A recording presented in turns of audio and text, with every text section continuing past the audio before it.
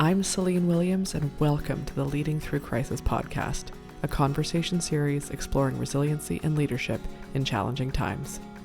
My guest today is Mike Horne, who is a people and culture changemaker. He helps smart people to develop and sustain authentic and rewarding relationships with colleagues and customers. He is also the author of Integrity by Design, Working and Living Authentically, and hosts his own podcast, Living Authentically, which is an awesome name for a podcast. Welcome to the show, Mike. Well, I'm so glad to be here with you, Selena. It's actually the podcast, the current podcast is titled Authentic Change with Mike Horne. And we can talk more about that later, but I love that as an alternative name. So I might use that as a tagline. Please do that. I love serendipitous events. Absolutely. I love that. And I love Authentic Change. Also a great title for a podcast or anything to do with change, because sometimes it feels so inauthentic. Yeah. So it's, I hope that we're able to explore this in our conversation today about authenticity and what does it mean? It's certainly a word that's used quite a bit. And also to think about its relationship to integrity and the worlds of work and presence and bringing your best and bringing more of who you are to every situation. So look forward to an engaging discussion with you on those topics and on those topics that are of interest to your listeners and the intent of your podcast. Absolutely. I'm excited to talk about those things. The topic of authenticity comes up so often with whether it's people I work with, whether it's, out speaking, whether it's on the podcast, the idea of authenticity and how misunderstood I think it often is comes up a lot. So I'm very excited to talk about it. Oh, that's great. Me too. Yeah. And before we do that, I always like to start by asking, so sort of setting the stage. The title of the podcast is Leading Through Crisis. And so when you hear that title, when you hear those words, I'm curious what that means to you or what comes up for you inside of that. Well, the first thing I think about is opportunity. I think about crisis and opportunity really as hand-in-hand events or hand-in-glove events. I think about, leading and through and what's the right, connecting word about with. And I wonder how much of leadership is about crisis. Is this a particular a moment in time? Is it part of our contemporary experience? So leading has so many task-oriented moments to the business of attending to your direct reports, attending to your team, attending to your larger organization, attending to your networks and colleagues, that so many of those activities that we take for granted in leaders are far from crisis opportunities, right? So and some leaders have been known to create crises, right? So it's just an interesting lens into, is it a moment in time that defines us, or moments in time that define us, or is it really a period of crises? And there's probably some combination of both, right? When we think about the enormous challenges that face all of us today, relative to climate change and environmentalism and having a safe and healthy planet, having a world free of racial injustice and a world full of justice. With all of those problems, it's easy to wonder why we easily raise the flag on our time and our nature, particularly a company, at least in the US, for your US listeners, by this big quit and this great resignation that's underway. So is that a crisis? The numbers are startling about of how people are defecting. Yeah. And I think that, it's a great point. I think that crisis is one. I think we all have different versions of what a crisis is, whether it's for ourselves or on that, bigger global, whatever it is, stage. And I think that a lot of times change starts with the reaction of it being a crisis, even if it ultimately just transition is just a transition of some sort. But our first reaction is this is a crisis because it's new Right. and we don't know what to do with it. And I wonder with things like this great resignation, which is a really interesting topic, how much of that is, I mean, yes, it may be a real crisis right now, but how much of it is a transition into a different way of working? How much of it is, people requesting and expecting different things than the way that we designed work 100 years ago, that Ford was like, this is the way the world works and this is how and then everyone just went, yeah, okay, great, 9 to 5 in this way, right? Like, how much of it is that rather than an actual crisis, even though right now it feels like a crisis?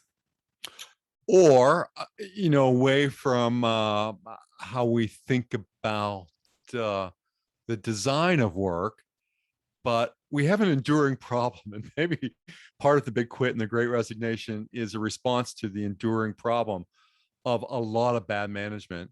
Oh yes. Mm-hmm. I mean, we know from decades long research from Gallup and the Q12 that 70% of uh, an employee's engagement is within managerial control. Maybe we're coming to a reckoning, but what do we do? Do we fire every manager? Because of our depressed and declining engagement rates.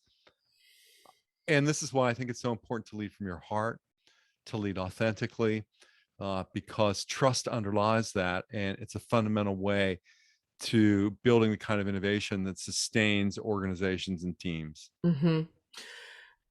So I love that you connected it to authenticity, because I was thinking, I wonder how much of that, because I do think that is a really important point, and I think that there is a massive crisis in leadership, in managers managing, whatever you want to call it.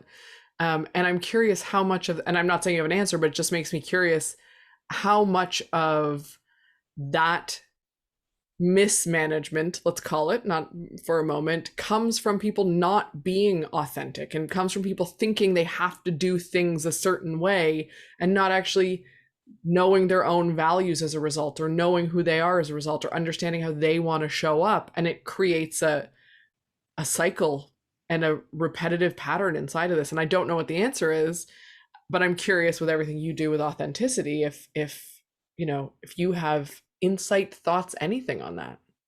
Well, when we think about authenticity, at least when I think about it that my actions match my words, and actions match.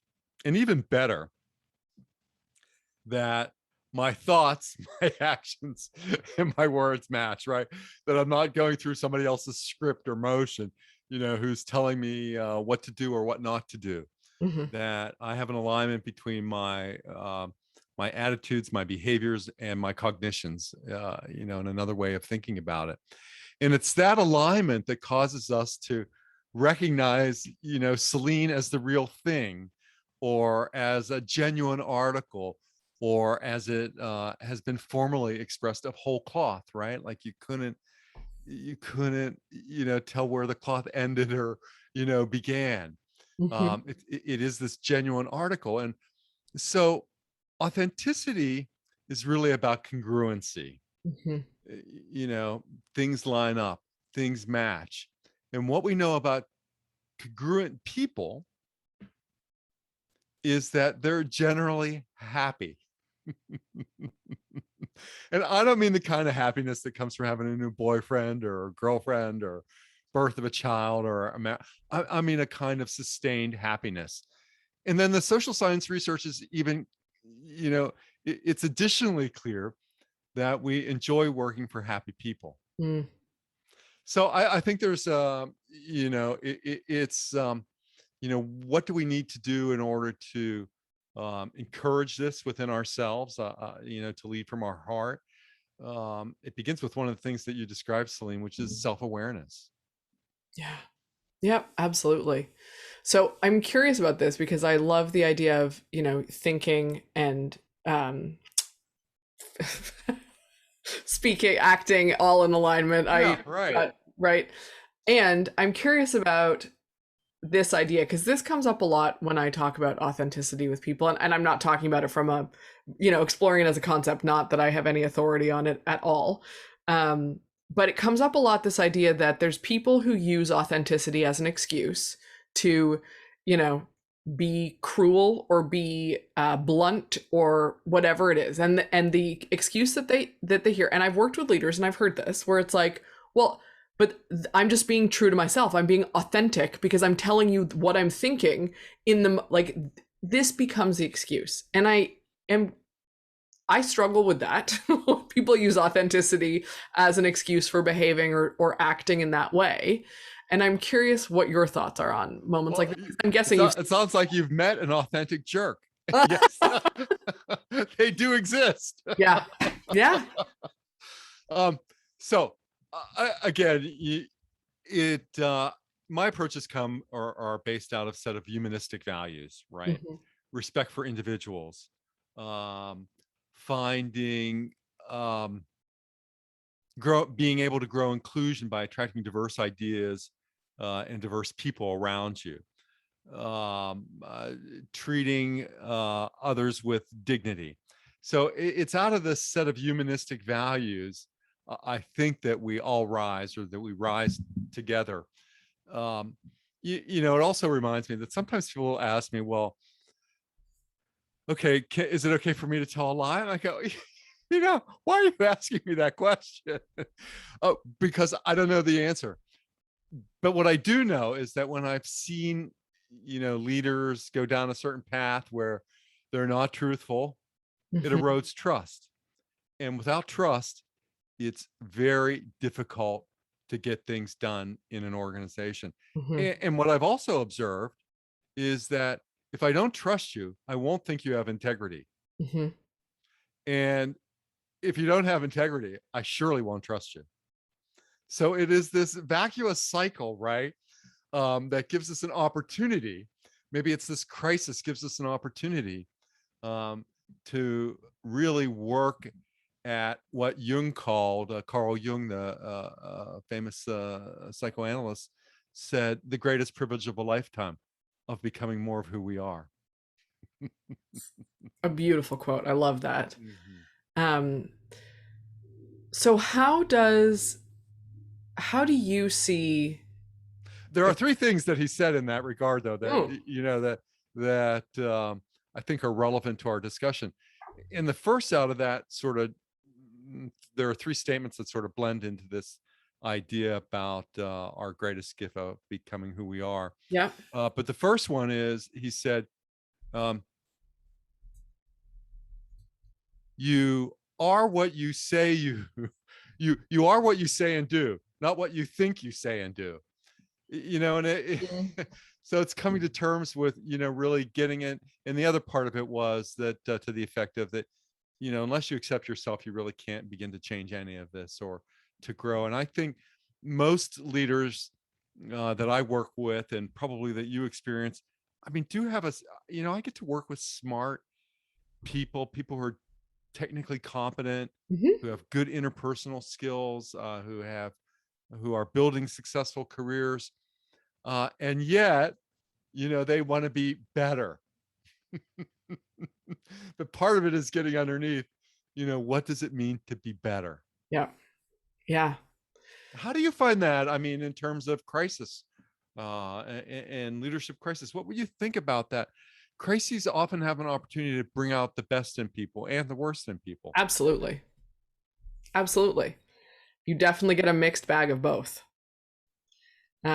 People rise to the challenge, or they, fall to their knees, is kind of what often happens in those moments. And integrity changes over time for people. I was just thinking about Rudy Giuliani, Hmm. and a book that he sold tons of, called Leadership, after the 9/11. A big selling book, Yeah. and many would see him exercising a different kind of leadership today. So integrity gets tested over time. It's not that, when you're 10 or 11 or 12, it's different than when you're in your 20s, or different when you're in your 40s. Integrity isn't something that's static, right? And it does, though, I think, grow out of a moral and ethical foundation, Mm. where self-awareness and understanding of values is so important. And so many people think that self-awareness is just this critical, navel gazing, and good self-awareness is the divided self. It is you and the other. Yeah. Yeah. Right? So you got to get some feedback and use that in ways that help you to bring your best. Absolutely. And I love that you said that, because I think that yes, we need to examine ourselves and we need to do, there's internal work 100%. But if we do that in isolation of being in relationship with other people and having their input into where we are and how we're showing up, there's a big gap, right? Our identity is very different than our reputation or how we show up. And it goes back to one of the things that you were saying, right? Which is how we think we're doing is very different than the actual behaviors we're often exhibiting. Yeah, and in some ways, I think as work environments have changed for many people, that it's more difficult to get feedback. People Absolutely. are in electronically mediated meetings at Zoom, WebEx, whatever, on Slack all the time. And how to get some feedback from a casual interruption that may never occur on Zoom, Hmm. which Yeah. I think is making the rise of coaching, so critical. Yes. I mean, I would agree with you. I think it is definitely, it's a lot harder. It's different. It's different Yeah, to get the feedback on Zoom. yeah, yeah, yeah, yeah. It's different to even be able to observe mindfully in this capacity versus in person. It's a different experience. Yeah, and you really don't know. I mean, I mused with one of my colleagues, Beverly Kay, just shortly.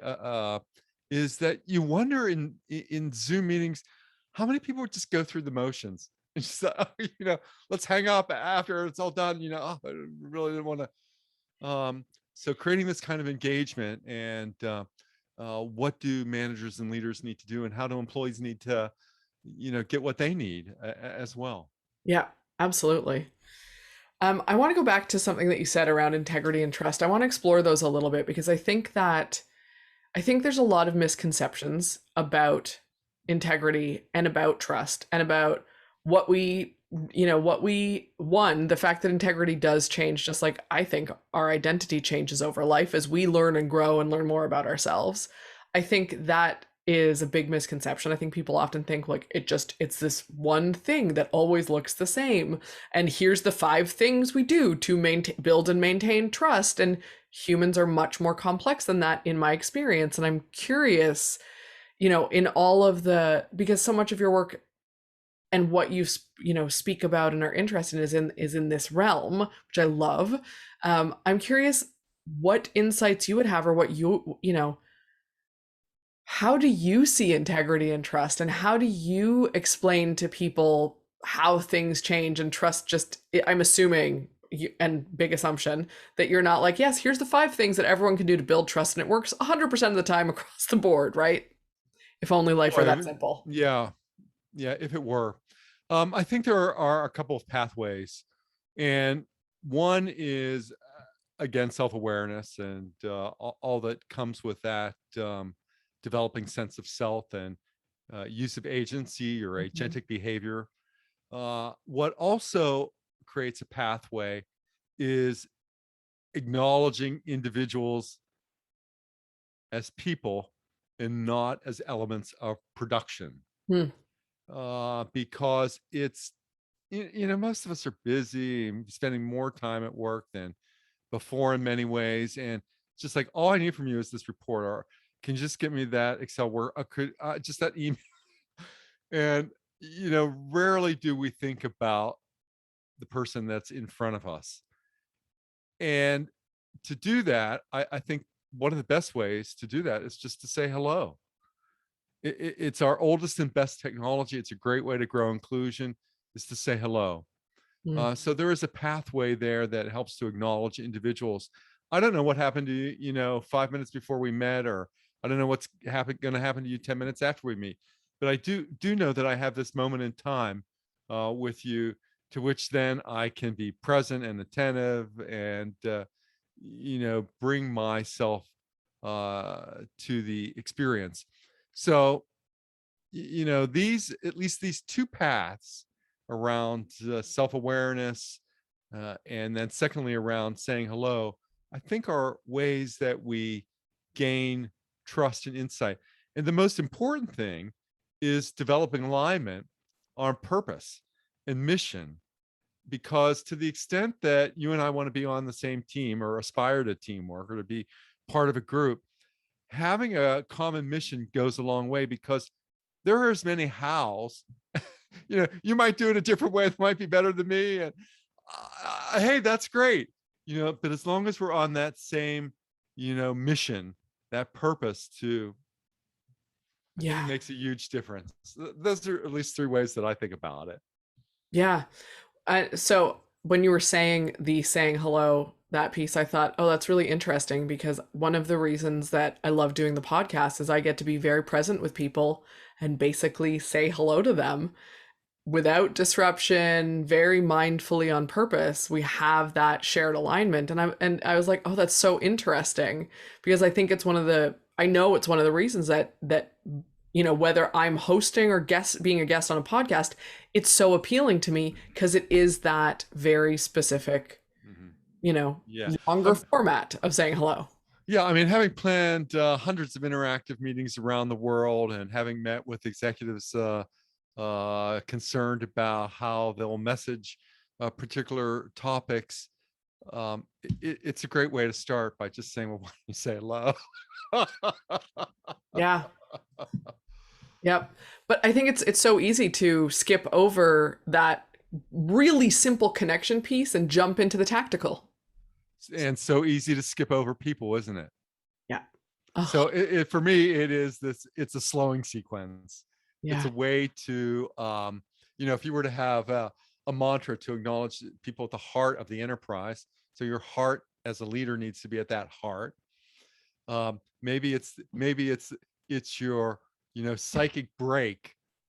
Oh, when I say hello, I open the possibility here. Hmm. I create an opportunity. I dig into somebody's crises, right? Um, Yeah. Yeah. Um, so it's really interesting, that psychic break idea, mhm. it's like hitting pause. Sure, sure. Right. I mean, most of us are so anxious to get our point across that, um, because particularly in confronting a person who's got positional authority or some other kind of hold over us, that we haven't been able to let go or to acknowledge, it can be really difficult to, speak truth to power or confront power. So I think as part of the self-reflection, it's important to know where you find authority, and how do you find authority. Do you find authority in the person? Do you find authority in the moment? Do you find authority in the actions? So important to understand how you come to terms with power as well. Hmm. For sure. So I'm this Given might how many power in differentials there are, they create inequity and a whole host of so many ills in the modern workplace. Yes. Yes. And it's interesting you say that, because I think we talk so much, we, very generic but talk a lot Yeah, about those, or we've been talking about those inequities and those inequalities for the past year and a half, especially more than ever, right? In very different ways around the world. But I don't hear a lot of talk about the individual relationship to power, or people really exploring their own part of it. There seems, and I think it's all important, please don't get me wrong. I think that talking about the systems of power and where that comes from is important, but also recognizing our own contribution, relationship to it, even in smaller capacities, makes a big difference from a self-awareness perspective. yes, absolutely. Right. And your values, um, what drives those behaviors, what towards goals, what restrains those, and how you piece those together so that, I think most of the people that I work with are, have goal directed behavior. I mean, are goal directed people, and it's figuring out their valences and vectors that get them to those points, and also the reduction of certain, restraining forces or things that hold them back. Hmm. So I'm curious Hmm. about, I have so many things I want to ask you. So I'm going to take this at sort of high level because I'm really curious about this. So, your book is, the subtitle of your book is Working and Living Authentically, right? Integrity by Design. Mm-hmm. So I'm curious about, how does one design integrity? How does one know when they are working or living authentically and not being an authentic jerk, let's say? Well, again, think about authenticity and its relationship to congruency. And do your values line up with how you're living your mission? Um, and are you directing the significance of your mission in a way that's true to your values? Uh, so that's what I think about, is the significance of the mission that you have. It's so interesting that we often ask children, what do you want to be when you grow up? I mean, already defining people by work, as opposed to,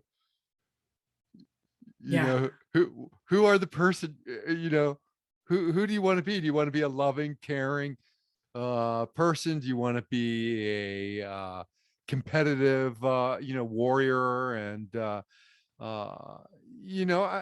so many choices, and so much nobility in all of those choices to think about. Hmm. But I do think it's about our definition, and we got to rewire this. What do you want to be when you grow up? To a different story, right? Got to change this narrative, because I think it's and our ideals of perfection, often cause us to struggle and to uh, stay in regressive loops and not grow. Hmm. I agree with that. And I used to, so this is a sidebar for a second, but I used to run a tutoring company. That was my first entrepreneurial world, as I ran a Yeah. tutoring company. And I stopped very quickly asking kids, what do they want to be when they grow up? I was working with high performing kids. It was like kids that were excelling and trying to get into private schools. And you could see, even on like 10-year-olds, the amount of anxiety it would cause some of those kids, and the, not trying to decide or say the right thing. And I was like, I am not participating. And this was 20 years ago. And I was like, I'm out. I'm not participating in this. And I haven't asked that question since. I'll ask what books they're reading. I'll ask what they're interested in, but I really think it's important that we change the narrative from a really young age, because there are kids who say, or adults who say, I'm going to be a doctor, and I want to be a doctor because the career is a doctor, and they have no idea what their values are. They have no idea what is driving them to that. It's just, that's the job that I am striving towards. Yeah, and today, I mean, if anything, that again we're learning from the pandemic, is that a lot of time, even when people are going back into their office towers now, they're finding that they're sitting in their office or their cube alone, Mhm. still masked. If they want to get something from the canteen or from a dining event, they're ordering ahead of time, picking up. I mean, the interactions are usually masked. So it's interesting when we think about all of this.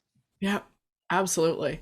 So, how does one? So I know a lot of adults. I'm going to ask it this way. I know a lot of adults, full grown, successful, who, if you were to ask them what their mission was, they would be like, well, I don't know. I don't know what my mission is. Uh, to live a full life, to be happy, right? Like, a lot of people will say that. So, and not that I think there's anything wrong with those answers, for the record. If that's what someone feels their mission is, great. But how would you suggest, or how have you seen be successful for people to think about their mission, and without it being a stressful situation? Because I think we put a lot of pressure on it. It has to sound a certain way, and then people panic. Yeah, I think the easiest way and the first step to all of this is to identify what you're worried about or what you're concerned about. And if Mm. we can create this sort of bit, if we can box up what some of your worries are, then we can, begin to explore, how satisfied are you with this, carrying around this set of worries? And is there a goal that we could set that could, one, my teacher, one of my teachers when I studied immunity to change, Bob Keegan and Lisa Leahy, was Bob's belief that coaching was about the elimination of some suffering, right? Hence the worries and the Mm, concerns and working through those. I believe a little bit differently. I believe it's about the pursuit of happiness. and, and that's not just upside down thinking, but it is about making that box potentially bigger, mhm. so that you can lead a full life. Because most people, many of us, um, we use the behaviors that keep us, at a certain level of success. Comfortable there. Yeah, right. So it is, the growth, at least as I've observed learning development, much of it's not fun. It's often messy or complicated. Mhm. All that when people tell you learning is fun, maybe choose another channel. So anyway, it's really thinking about, what is the possibility of growth after young adulthood? Mhm. Yeah. And can you evolve yourself, as Bob would say, as the evolving self, right, over Yeah. time? So yes, I think it does require, a certain level of presence and commitment and hope and discernment and all of those things to step into your full self. S- Do you believe, I'm going to fully acknowledge I have very specific beliefs around this, and I'm going to acknowledge that. But I'm curious, do you believe that people's, values, mission, etc., evolve over time, or are they static? Because as I'm sure you know, there is a school of coaching and a school of many, not only coaching, that says like your core values remain the same no matter what happens to you for your entirety of your life. Your mission, vision, whatever your purpose is the same for your whole life no matter what, blah blah. And there's others who are like, actually they can evolve. It's not always going to be that, sometimes it's stage of life. And I'm curious where you fall if you have an opinion on that, because as we all know, people will guilt and shame themselves depending on what side of that they fall into and where they find themselves in it. Yeah, I'm a Lewinian by nature, a follower of Kurt Lewin. And as a Lewinian, I believe that behavior is a function of the person plus the environment. So context is everything. People do evolve. Yes. Yes. Behavior is a function of person and environment. There is as you so accurately state, um, there is the belief that, barring environments that are utterly hostile to development, that we are the same person throughout life. And while there is genuine expression of that, and I think as Jung also, becoming more of who we are, throughout life, and it used to be articulated right in the midlife crisis, right? People would have to come to terms with who they are and who they aren't. People would have a midlife crisis. Mhm. But we have to think about development, in different ways, I think, today. So I do not know you said you were, I feel like you said you were a Llewellynian. Lewinian, Llewellyn. Lewin, yeah, Lewinian. Like, I don't know. I A clearly got follower that of a wrong. psychologist named Kurt Lewin, who really created was a social psychologist who created part of the human potential movement. So I love this. And one of the reasons that I love doing these interviews is I always learn something. And this to me is really interesting because anyone who has worked with me who is listening to this knows that I obsessively talk about context in a way that people are always like, someone tells me anything, I'm like, I'm going to ask for a little bit more context and these obsessively. And it sounds like this human is right up my alley with some of what his thinking is. And so I Yeah, love. he's been dead for a while, but yeah, Fair. yeah, for That's sure. fair. His work would be right up my alley. So I just, Yeah, right. I want to say thank you. Not that this is the point of this interview, but I love when I learn something and I learn of someone new Yeah. in, as part and parcel of this, because it's interesting for me and it's interesting for my listeners because, it's all about digging into your expertise and the things that you have pulled together to make you as successful and wise and knowledgeable as you are. So thank you for that. I Yeah, just want there's to even acknowledge an it. equation for it. I don't know if you can see if Yeah. if you oh there. Yep. Behavior is a function of person plus environment. I love that. I love that. Thank you for sharing that. I think that's super insightful. Listen, I think that between, talking about authenticity and integrity, and I think there's so much in this conversation already. And that was like the cherry. And I'm like, I feel like thank you for sharing everything you shared, because I really feel like we got into some big, these are big topics, Mike. Yeah. Well, so, yes, and delightful for me to meet with you and have an opportunity to share this time together with you, Celine. I appreciate that. And so before I wrap up, I always ask this question. Is there anything that we didn't get into, or that you want to leave the listeners with, or something that you want to make sure that they remember at the end of this? Sure. I would encourage as memory to lead from your heart. I love that. That might be the name of this podcast. I'm just going to say that right now. Mike, I appreciate you. I appreciate the time you've taken to speak with me and to share so openly with my audience. It's really wonderful. And I'm very grateful for your time today. Just a delight for me. Thank you, Celine. Thanks for joining me today on the Leading Through Crisis podcast. If you enjoyed this conversation, please take a minute to rate and review us on your podcast app. If you're interested in learning more about any of our guests, you can find us online at www.leadingthroughcrisis.ca.